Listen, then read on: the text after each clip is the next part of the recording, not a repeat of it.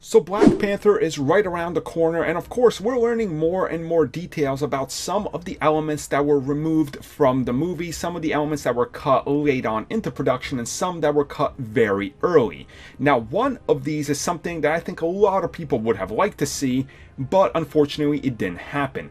As it turns out, Kraven the Hunter, yes, the Spider-Man villain, was at one point going to be in Black Panther. Now, quite clearly he's not in it, as things didn't pan out exactly as Ryan Coogler, the director of Black Panther, wanted it to, but here's what he had to say about it, and I quote, "Being a Marvel fan, you want to grab all the characters. You realize there's contractual things.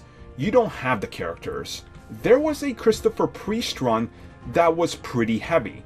There's a big scene where Panther fights Kraven, Kraven the Hunter.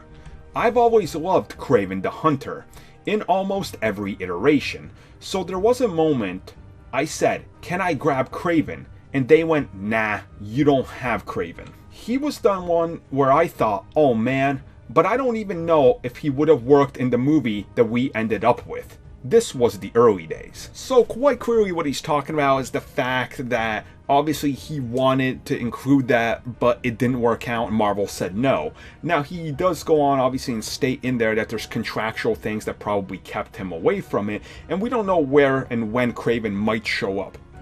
From what we understand, Sony intends to use him in their still in development limbo hell, long time coming Sinister Six movie, or he might feature in the MCU when it comes to Spider-Man or something like that, but we don't really know.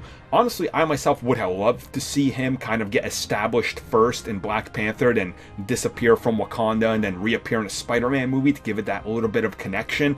I think that would have been cool. And then maybe you could have worked Shuri or something into Spider-Man 2, where she's one of the supporting characters, kind of wants to check out the world and everything, becomes friends with Peter. I think that would have been great. Unfortunately, it doesn't seem like they're going to go that route, and it's probably Sony's decision not to allow that, which is unfortunate because I think it would have been absolutely awesome. But then on the other hand, he says, I don't even know if it would have worked. And realistically, probably wouldn't have, but hey, we can dream. We can dream.